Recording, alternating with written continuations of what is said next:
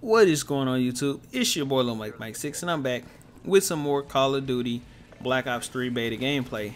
And I think this game is pretty good. When I first played it, I'm not gonna lie, I actually hated this game when I first played it because of the boost jumping. It kind of frustrated me a little bit, and I got really annoyed with it. But it's actually pretty fun though. The more and more I started to unlock stuff, the more fun the game actually became.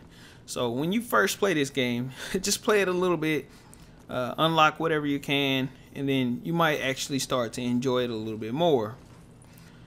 Now, there are some things I've been hearing people say that they see certain things in the game.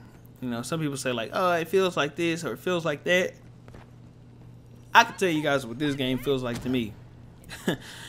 And this is the best way I can describe it. As far as movements go, this game feels like Advanced Warfare as far as movement goes. Now, some people might say, no, the movement's different than Advanced Warfare. The movement's different. The movement's different. As far as vertical, like all this jumping shit, that's pretty much Advanced Warfare. No matter how you cut it or slice it. We've never played Black Ops 3. You couldn't jump, boost, jump, none of that shit like that. I mean, not Black Ops 3. Black Ops 2, you couldn't boost, jump. Black Ops 1, you couldn't boost, jump. I've heard people say it feels like Black Ops 1. It feels like Black Ops 2. I'm gonna be honest with you.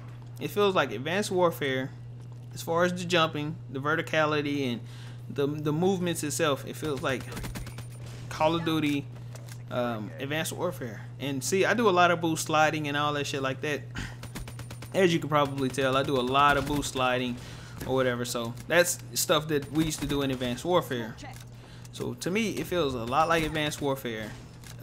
As far as movements go, it feels a lot. Look at this guy right here sitting up here trying to knife me. Come on now, somebody got to tell this dude, yo, you need to run a combat knife if you're gonna be running around trying to stab people. But it feels a lot like Black Ops 2 as far as characters. Like the look of the game looks like Black Ops 2 to me. So I guess you can say the movement feels like Call of Duty Advanced Warfare. The actual like look of the game feels like Black Ops 2 to me. It's like a Black Ops 2 look, and then the way that the gunfights and everything goes feels like Black Ops 1 to me. Like the way that the gunfights play out. And I've talked about this in my last video, which was about the whole toughness thing, and I think that's what feels so much like Black Ops 1 as far as gunfights go.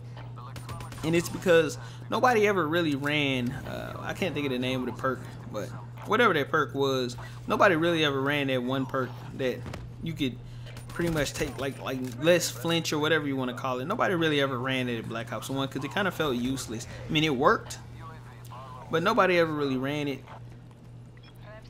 It was a tier 2 perk. I can't even remember the name of it because I never even used it. I think I only used it when you first start the game. You're forced to use it, but other than that, once you are allowed to change your perk, you can change whatever perk into whatever. And I was using steady aim and sleight of hand, warlord. Those are 3 I always use. Other than that, I didn't really see any use for the other 1 or 2 perks that were in that slot. Maybe I did, maybe I didn't. I don't know, but I know I never used them. I stuck to warlord, steady aim, and sleight of hand in Black Ops 1. So as far as gunfights go, there's really no toughness perk in this game, so that's what it feels like. And I've heard that there's a toughness in this game. Some people have told me like, oh, there's a specialist ability that allows you to be like toughness or whatever.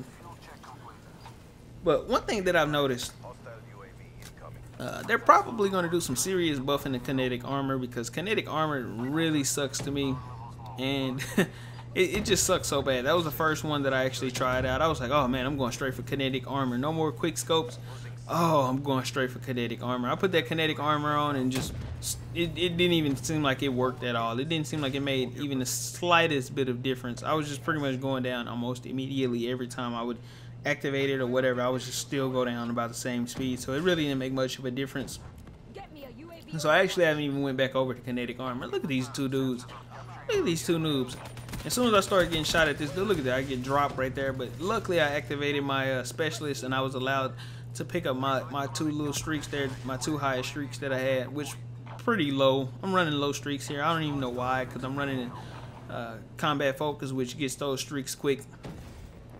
And that's one thing that I've noticed is a lot of people, I think a lot of people are starting to catch on to a lot of this stuff slowly. Now, I actually mentioned this before a lot of people even knew about it, which was the combat focus. I've actually mentioned that, and people were kind of just now starting to catch on to combat focus.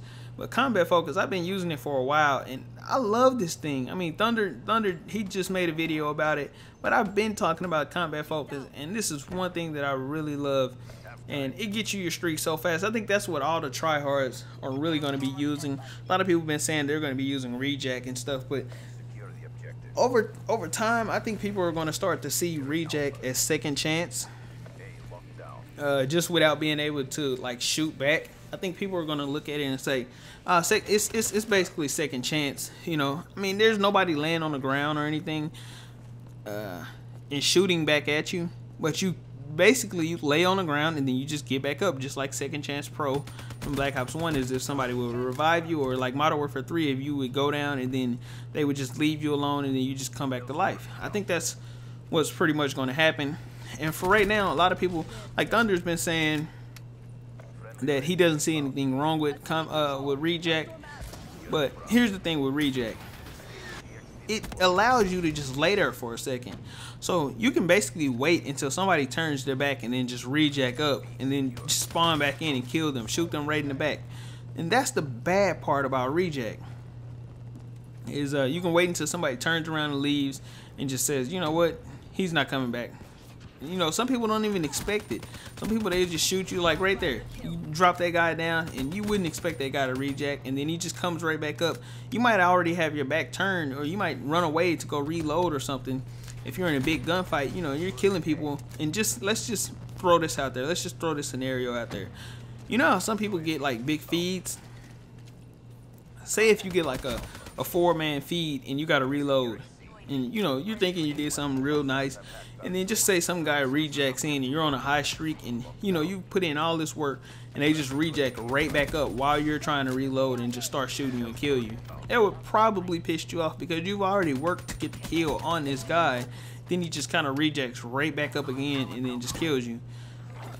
Probably pretty annoying. Now, to be honest, if I was a game creator, I wouldn't have put rejack in, because it's basically what people didn't want in Second Chance. People just popping right back up after you've already earned the kill. They just get right back up anyways. You know, it's basically like Second Chance. And some people say it's nothing wrong with it. Some people, me, I don't see anything seriously wrong with it. I don't really care if they put it in the game or not, because I really don't care about any Call of Duty anymore. But it's just something that I kind of figured that people should know about. It's the same thing with the whole running on the wall thing. Now, just imagine, because on some of these maps you can actually run around the outside of the map. So just imagine you're playing a little capture the flag, and this will probably be a big problem once the game actually comes out and they put capture the flag in the game. Just imagine if you're playing capture the flag and you run on the outside of the map.